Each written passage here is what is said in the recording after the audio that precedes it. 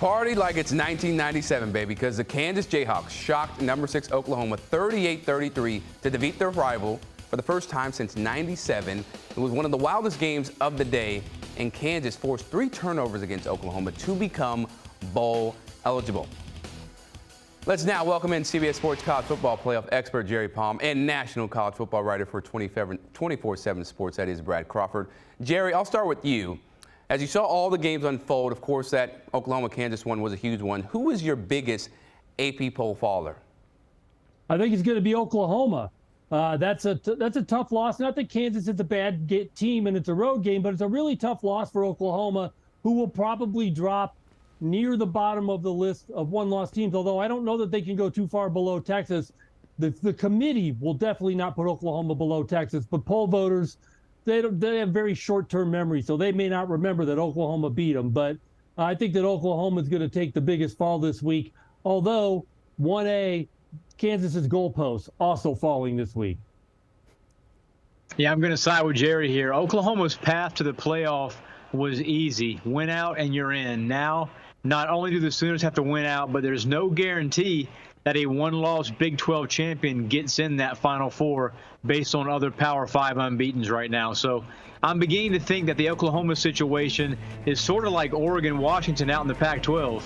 Maybe the better team lost that Texas-OU game, and the same goes for Oregon-Washington, seeing the Huskies the last 2 weeks. So those are 2 championship rematches I'm looking forward to seeing, and I think a few weeks from now we're going to get those. Oh, yeah. A lot of people are going to be tuned in to those matchups.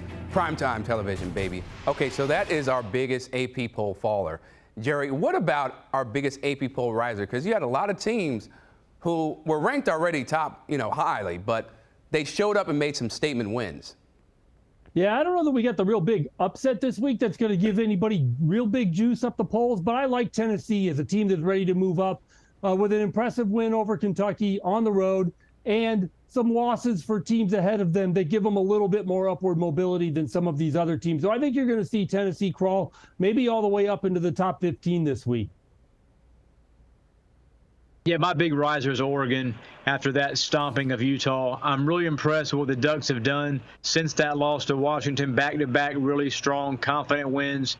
When you can go into Rice-Eccles Stadium and snap Utah's 18-game home winning streak and do it in blowout fashion, that's notable. And the Ducks curb stomped them. So there's a good chance Oregon, in my opinion, leaps Texas in Sunday's AP poll, potentially as the highest-ranked one-loss team in the playoff poll Tuesday night as well.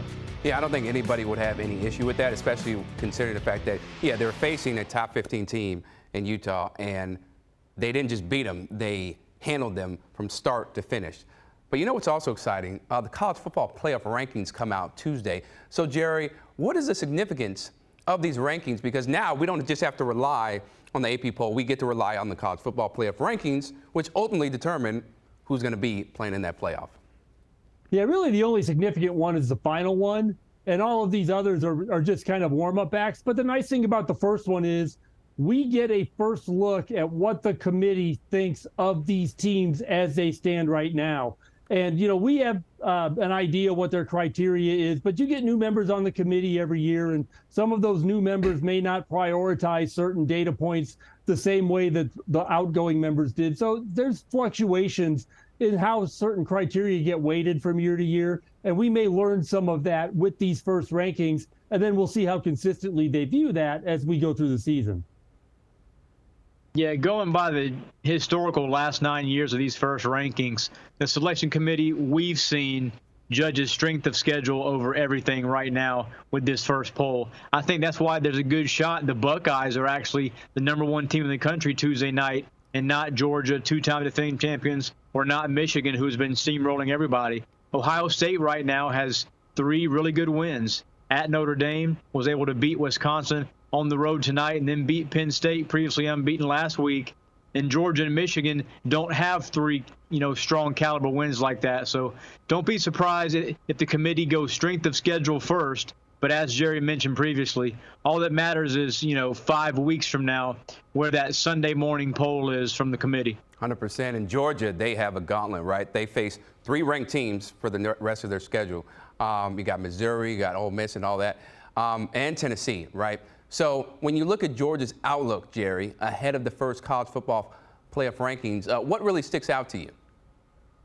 Well, really, their strength of schedule, if you look at rankings, is the worst going into this week of any of the undefeated teams, and it's by quite a bit, even worse ranking-wise than Michigan.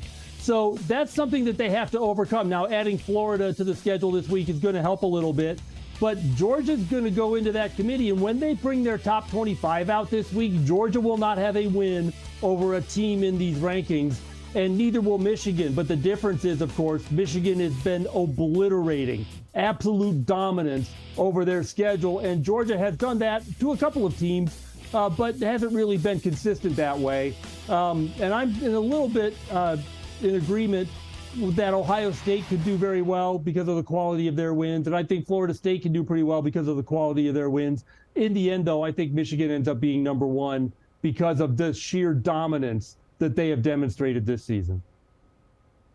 Yeah, one data point that I think the committee will look at this week is, we mentioned Georgia's convincing win over Florida. The Bulldogs also did that with arguably the best player in college football on the sideline in Brock Bowers. The first of what could be 4 or 5 Saturdays now, the Bulldogs don't have him.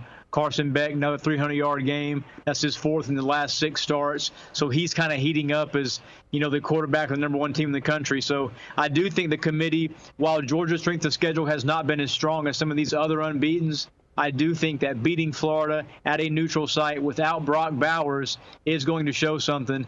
And, I don't expect Georgia to be outside that top 4. At worst, the Bulldogs will be number 3 behind those 2 Titans from the Big Ten. Yeah, and again, all that matters is the last ranking, right? The last college football playoff ranking. That's what Georgia Bulldogs fans are going to be concerned about. Now, Jerry, what are your top 10 college football playoff predictions for Tuesday now? Yeah, well, we just talked about, Michigan and Ohio State, Florida State, Washington, Georgia for me are going to be the top 5. Oregon is most likely 6. And then, you start to get into head-to-head trouble. You've got Oklahoma, who just took a tough loss, but the committee really seems to value the head-to-head, especially when it's not a road or a home win. So you've got possibly Oklahoma, Texas, Alabama in that order, maybe right behind Oregon. There could possibly be another team ahead of them, but I don't think so. And then I think number 10 is Mississippi, which lost to Alabama. So you've got a string of head-to-head results where those are the only losses for those teams, and I think that in that case, the head-to-head will end up ruling. Yeah, I think Penn State's going to be in that top 10 just because I think the committee is going to, show a sort of strength toward the Big Ten with 3 Big Ten teams in that top 10. I've got Ohio State leading it off, Georgia 2, Michigan 3. Florida State's a team that has that non-conference win down in Orlando in that opener against LSU, where if the Tigers go and beat Alabama next weekend in Tuscaloosa, that win becomes even more prevalent here later in the year, just in case FSU does lose one here before the AC Championship game. So Washington 5th, Texas 6th, then I have Alabama, Oregon, Penn State, and Oklahoma rounding it out. Oklahoma needs to win out, like we said earlier, and may need help. I mean, if Washington finishes unbeaten, Florida State's unbeaten, and then you've got unbeatens from the SEC and Big Ten, then Oklahoma is going to be out at 12-1. Absolutely, and anything can happen though, because whether it's in the Pac-12, the Big 12, you think one team's going to win on a Saturday and then they completely blow it or they lose in a close one. So that is what makes college football so special. And lastly, Jerry, what are your current New Year's Six bowl predictions at this moment? Well, the top 4, I have actually Georgia ultimately ending up number 1 and facing Texas in the Sugar Bowl, Michigan and Florida State in the Rose Bowl in the other semifinal, and then Louisville, which is an ACC contracted team, to the Orange Bowl against Ohio State, Penn State and Alabama in the Peach Bowl, Oregon, Oklahoma in the Cotton Bowl, and Washington against a Group of 5 representative, Air Force, in the Fiesta Bowl.